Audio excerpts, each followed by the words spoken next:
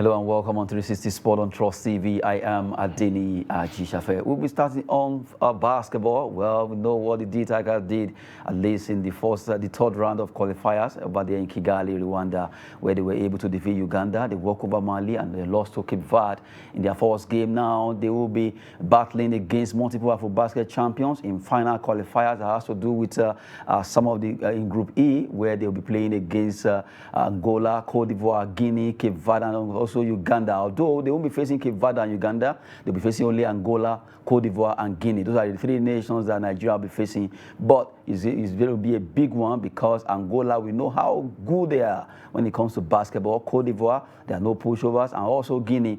We need to be very careful because the final qualifier that will be coming up in August and also February, that's when Nigeria just have to up their game. Welcoming you once again on the show. Well, I have Olawale Peters here who will be talking sports with me. Good evening, Adeni. It's a pleasure to be back to the studio. Good one. I just rolled out that particular story that has to do with Nigerian basketball men's team. That is Dtigers. They'll be facing tougher teams now. Sure. We saw what happened in their first game against Cape Verde. They lost that game by 9 points. And now, although Mali did not play their game, they didn't come, so we walked over them. Uganda were able to win. But now, we'll be facing Angola, Cote d'Ivoire, and Guinea. And we know how good these three countries are when it comes to basketball. And it's going to be in August and also in February before we finally qualify for the event that will be coming up in Japan, Indonesia, and also Thailand or thereabout that will be hosting the competition. Okay, I also know that you know how good the Tigers too are. They are very good also. But we saw what happened in the first game. But we saw what happened in the first game against Cape Verde, which they picked up against Uganda during the last game. But like you rightly put, it's going to be a tough one, especially we are playing with Cote d'Ivoire, who won their last 6 matches. They won everything. Angola, they won 4. The only pushover that we have in our group, we can talk of the Guinea. So that shows that we should now do our SWOT analysis before the match. Luckily, we are playing Angola last during the qualifiers in August. So that means the first game against Guinea, we should make sure... Cote d'Ivoire. Cote d'Ivoire. We should try as much as possible to win that. That's the first match. Once we win that, the Guinea will try as much as possible to win that one. Then Angola, we should do our best and hope for the best. Because from the group, it's the top 2 that will qualify from the 2 groups that we have, top 2, then the best 3rd team. So we shouldn't be looking for the 3rd one. We should be looking for the top 2. And how can we achieve that? We can achieve that by starting early, by winning early. Winning the first match against Cote d'Ivoire, it means a lot. It's a morale booster. It's a confidence booster. And it's something that can be done.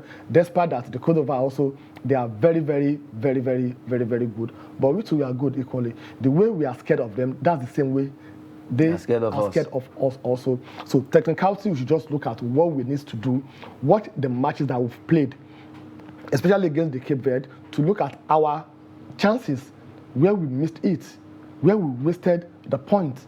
So we should look at that one, then look at the Cote d'Ivoire also, look at their weak point and extract on their weak point to make sure that we capitalize on that.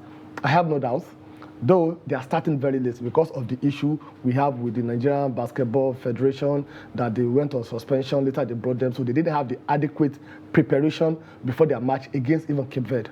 They didn't have adequate preparation. That's the truth. But people will tend to forget that. The Cote d'Ivoire that won all their matches, when did they start their preparation? Do they have the same problem that we have? If they had the same problem that we had in our own federation, would they have performed the way they performed? Because their mindset is like, oh, we're going to play, we're not going to play, before suddenly they lifted the suspension on them. So I think we shouldn't judge our Tigers based on the performance against Cape Verde. At times, when people graduated from school, you said, oh, this guy, he had passed. But after school, this guy is doing very well. Do you find out when the guy was in school, probably when they're about to pay the school fees, he doesn't have money. So he was thinking of how to get money. He couldn't read us at that time before he got the money. But he had some emotional breakdown that affected him during that exam that made him or her to have the 3rd class or pass. So we should look at this also with the Tigers. What happened here is not that this is whom they are. They have a lot of psychological issue. And it's been a while. When was the last time they played together as a team? So they don't have that one. They don't have that coordination among themselves. So I'm very confident that come August, we're going to take the day. It is very possible that the Tigers will actually do well by the time they at least face the likes of Cote d'Ivoire, Angola, and also Guinea. We know how Akule and that particular task is going to be, but they can do it. We hope they will be able to qualify from that group and also represent Nigeria at the World Cup that will be coming up, to be hosted by Japan, Philippines, and also including Indonesia. Well, that will be in 2023, and by August next year, they will be ready to go. The Tigers, they are the best in Africa when it comes to the ranking right now. In fact, when it comes to the ladies and also the men in Africa, when it comes to basketball, Nigerian ladies and men are really doing so well. The Tigers have been very fantastic despite all the problems facing that federation in Nigeria. We believe that really, basketball has come to stay, and Nigerians know how to play this particular dunk and slam sport there. Let's move away from basketball as we talk about the WAFCON. That is Women African Cup of Nations that is taking place in Morocco. Let's look at some fixtures for this evening. Matches will be coming up, and we have Burkina Faso. They'll be facing Senegal, while Morocco actually will play against Uganda. And you know that Morocco, they won their first game. Senegal also did, and now it's a battle to finish because Burkina Faso and Uganda also, they want to see if they can at least turn things around. Yeah, they will try and see if they can turn things around. And at the same time, the Senegalese and the Moroccan also, they will try as much as possible to add more to make sure that, oh, okay, for this group, we've qualified. We've qualified. So they are more at advantage than their opponent. However, the Morocco, they are playing at home. So they have that home support and home advantage. And they have also been doing very, very well. Not as good as the Super Falcons. Don't judge us with what. Somebody actually raised yesterday that this Morocco team can actually defeat us if they face us. Because if you watch their first game, really, they were fantastic. Although, yes, home support, but it wasn't the home that played the game, it was the players. No, the home support plays a major part. I know what I'm saying. The motivation, yes, looking at the crowd. But you can actually be supported at all if you are not good enough.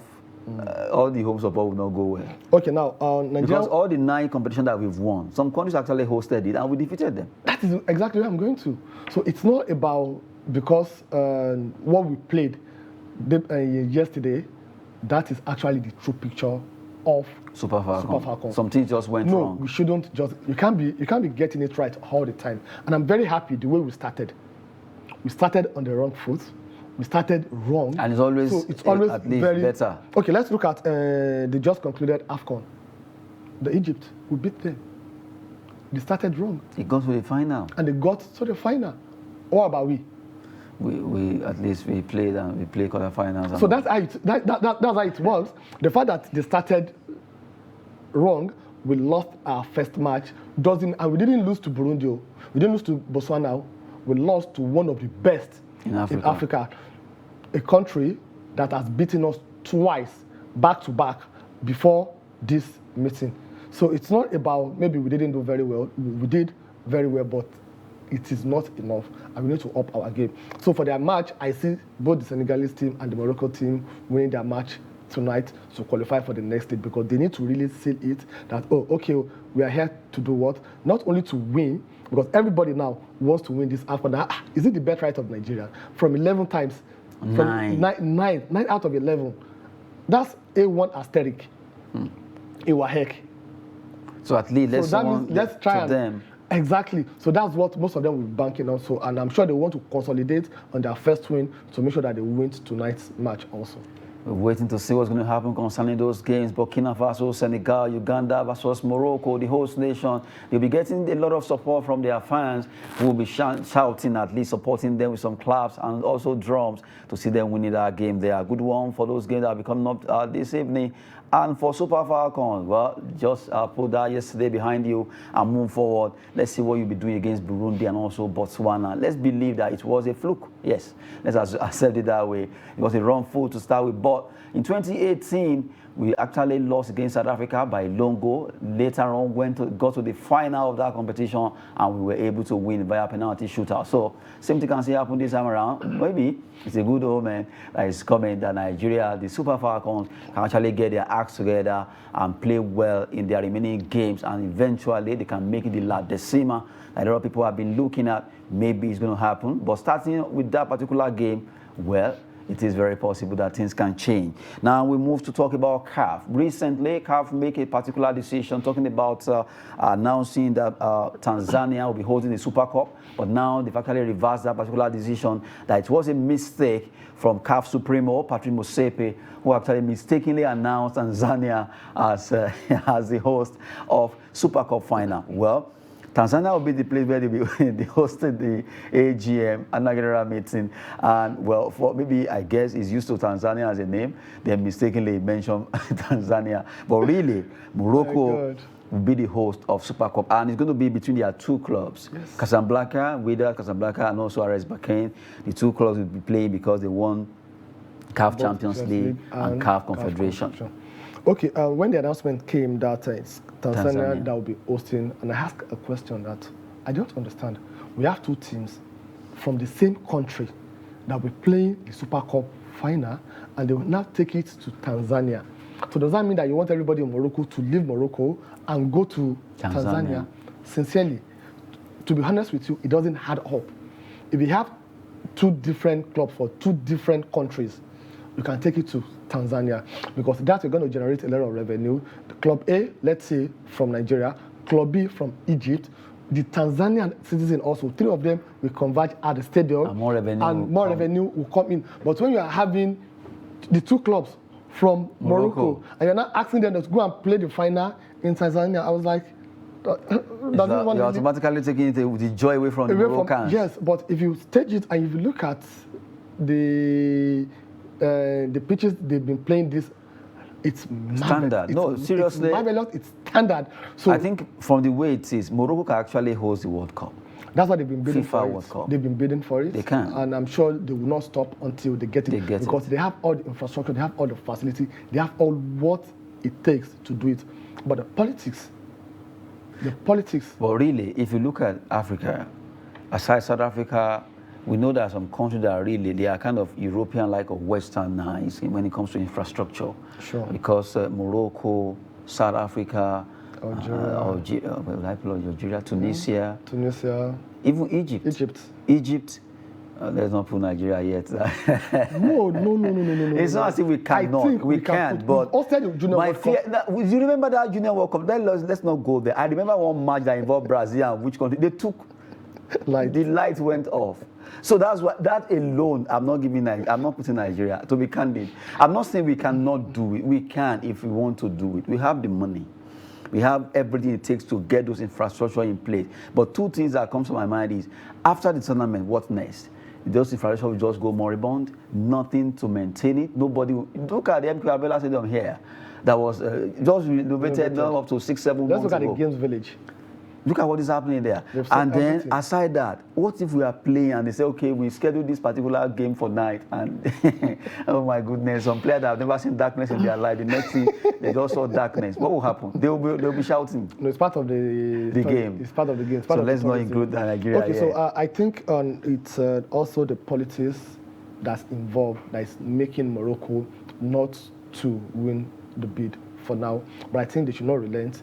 They can be the second African country to host it after South Africa in 2010. And I'm very sure, even not because of the Mandela factor in 2010, I doubt if they will have given it to South Africa. So that's part of the politics that came into play. Look at Qatar that they are playing it now. They disrupted the whole football calendar to host it in November, December because of their weather. And we, in Africa, we announced Cote d'Ivoire will host it next year, June. It's after a month later we realized that rain will be too much. The meteorologists now told them that the rain will be too much. Abba. So did you put that into consideration before announcing that June? And why taking it further? Why need to bring it back? back. And they felt maybe World Cup be done by, World Cup in November, December. November, December. Yes, this year. And then you can just immediately start AFCON by January, February. So maybe that's why they just thought, okay, let's put it to 2024. Why? Did they take us in Africa into consideration? Some country in Africa will play at the World Cup.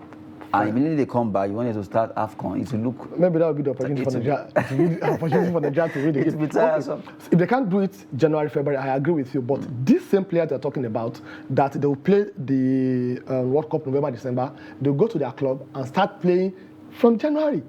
So what's the difference? Well... They start playing from January. So what's the difference? The truth is, we African, we have to...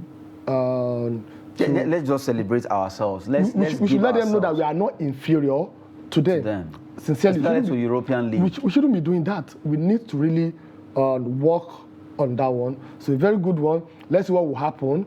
And I hope the CAF will not come again that, oh, okay, the Tanzania Federation, they've spent a lot of money, so that's my decision to take you to Morocco again. No, actually, they apologized to them. It's not up to a week that the whole thing happened. Yeah. So they apologized that, okay, it was a mistake. They should just, I love the fact that they quickly realized the mistake that was made. Because at times, most of these things happen, just like you asked now, that why didn't they check the weather condition before announcing that Nations Cup will be June, July in Cote d'Ivoire? They need to, like I always say, that everything works together with sport, even the weather, everything, whatever you study. So now they need to get some it's high time CAF should get somebody a job by being the CAF meteorologist to study the weather. That, okay, in this particular nation, you are ceding the hosting right to. You cannot, because the weather condition. What do we have on ground? The person will be able to tell them, oh, so time rain will be much, sun will be heat will be too much. Let's find a place where the time that, okay, the two will just be average, then we can easily do that. Instead of just announcing and later discovering that torrential rain will be much in Cote d'Ivoire by June, July. And seriously. And that took them like a week or 2 weeks to realize. It was just a week. So it took they apologized to Tanzania. Apologized to Tanzania. Well, a very good one. At least they realized their mistake, unlike other people. When they made a mistake, they still want to forge or go ahead with it that, no, I'm in charge. I'm too big to apologize or to reverse my decision. It's a very good one. I hope the Tanzania Federation have not started the financial aspect of hosting the Super Cup. And whatever they've decided, then keep it back to the just no, they have to. The CAF. I'm sure they are yet to start anything because the announcement just came on. That was on Sunday. What if they set up a committee? It was on Sunday. What if they set up a committee the following day? Between Sunday, whatever they have paid between that Sunday and Monday. I mean, they use that one to do some. But seriously, that's it. Come on, Sunday to Monday. What would they have set up? Maybe you are looking. If it's my country, I would say, okay, that particular committee. We shouldn't look at it as a Nigerian. Okay. We should look at it as a developed nation, nation that are serious when it comes to hosting a tournament or an event. It's not that you are going to wait until immediately. Okay, look at the next World Cup that will be hosting that US, Canada, and Mexico will host. They've started the preparation now. So it's not something that you have to wait until 2, 3, 4, 5 years. No, look at the Qatar also. Look at when they started the preparation for the World Cup. So that's what we are talking about here. You don't need to wait and sit until we shouldn't be using our own mentality. Well, I don't know, but to be candid, I don't know what Tanzania will have done between Sunday and Monday. Now that just on Monday, CAF actually immediately rescinded that decision, apologizing to them what embarrassment will have caused. But really, I don't think they've spent any money. Let's wait for them. Meanwhile, CAF will also be organizing African Super Cup that will be starting. $100 million has been placed at least for this particular competition, and you talked about it in the morning. I love the fact that CAF is really trying to think big, but someone made a particular suggestion that we should not always want to do everything that the Europeans are doing. We should have our own. We should do things in our own way that can suit us, that at least we won't have to copy them. Because at times, to be candid, there are some things they can do that we cannot do. I don't agree that there's something they can do that we cannot do. A lot of things. Sincerely. I don't agree with that. We just cite an example of if we are to host now, we just cite an example now that if Nigeria is to host World Cup and they took just like that. But we can also do it that there won't be power failure. We can, but are we going to do it? That's the problem. I'm still sure the official of at that time was NEPA. now PXCN. The particular person that took that light, that went there and do you know what? Maybe he has not been, maybe he's hungry, maybe he's angry or whatever. Maybe he has not been paying very okay. Maybe not the word the man go deal with that. You know, it's very possible. Okay, or you better don't gather here. You know, at times, really, you don't know. You only look at the edifice or the name, but there is one particular man or woman that will be the one to actually blow a whistle to say, okay, this thing is going to be done. That will be a particular engineer that will actually switch on the generator, or the plant or whatever it is. There will be somebody who control the switch at the stadium. If that person just look at, okay, I never collect salary, now here they just jubilate. I will deal with it now today. And decide to just switch it off. You can't do anything. You can actually claim, oh, sorry, it's a mistake or it's a technical error. Okay, there are ways we can address issue like that. Okay. What ways? The ways other people are doing, we can outsource it so that you not give it to a disgruntled element to do for you. So we have a way that we can do it without having the problem. So I don't actually believe there's something that the Europeans are doing that we cannot do. I actually agree with you. The issue is, are we ready to do it? The difference between I can't and I won't, there are two different adjectives. We can do it, but are we ready to do it? That's the question. So that's where I'm going. That is the problem that we have. Then for this, for not copying what they are copying, sincerely, I think we can copy what they are doing, the right one. We can now modify it to suit our own culture, not that we just borrow everything, copy and paste from beginning to the end. The qualification for whoever is going to play in Super Cup may be different. We can play the same Super Cup, the same amount of money, whatever, but the qualification may be different from what they are doing. So there's a way we can fine-tune our own process to differ from their own process, but the end result should be $100 million. Unfortunately, we have only one club representing Nigeria. That is Enyimba. So imagine we have like 2 or 3 clubs representing us, and one of them eventually win this competition. You know what that means? Injecting $100 million to a club in Nigeria. So that is why the North African clubs, they will continue to dominate Africa. Because they have the money, they have the resources, and they're about to get more money.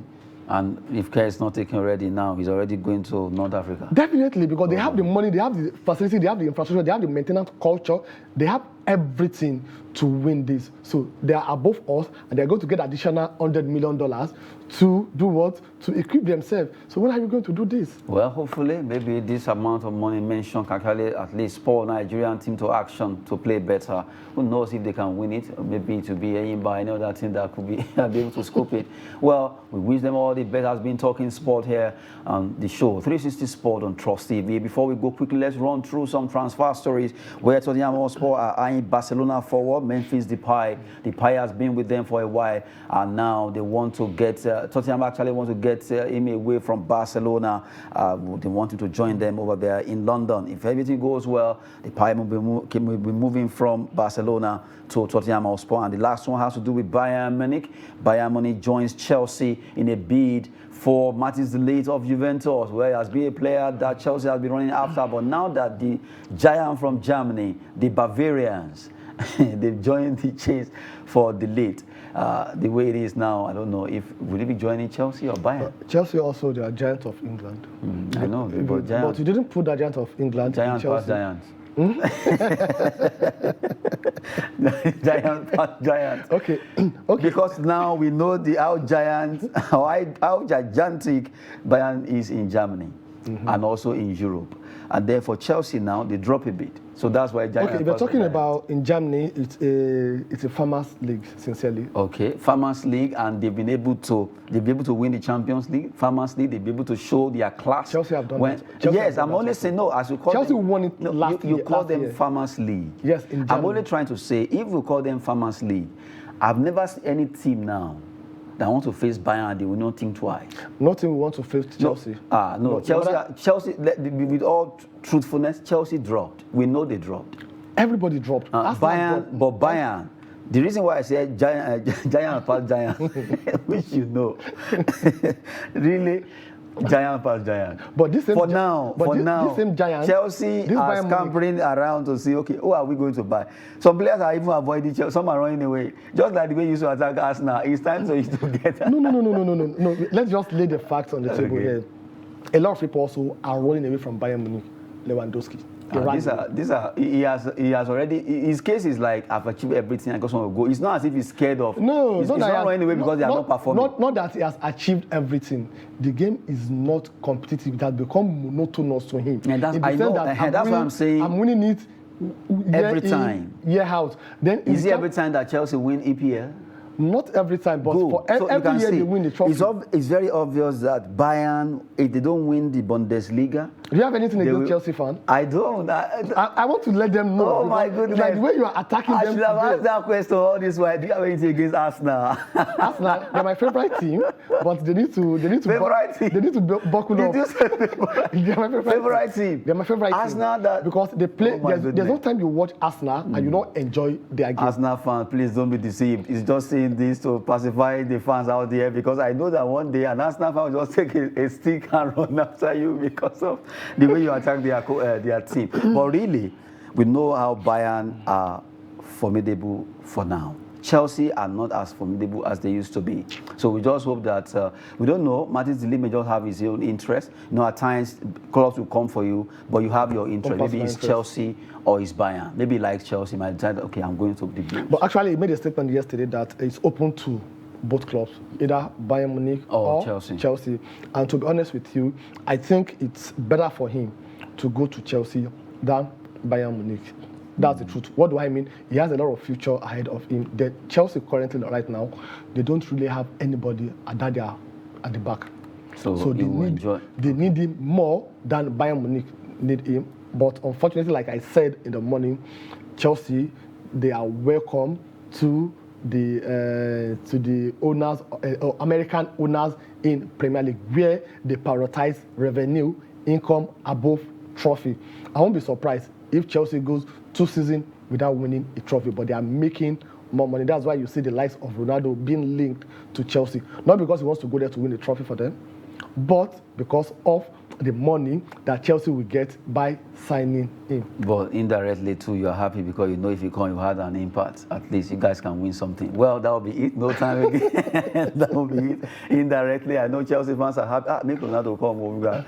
Let's just be candid with ourselves. Well, it's been a wonderful time talking sport on 360 Sport with Olawale Peters. That's been a very, maybe a lot of Arsenal and Chelsea back and front. Thank you very much on the show. Thank you so much, Adene. It's my pleasure being here. And if Chelsea will get a player, not a tired leg like Ronaldo. We wait to see if that will happen. And then the Arsenal, if they win the league, hopefully I'll go to London to watch Arsenal play Champions League. Well, good one there. I am Adeni Ajichafe. Thanks for watching.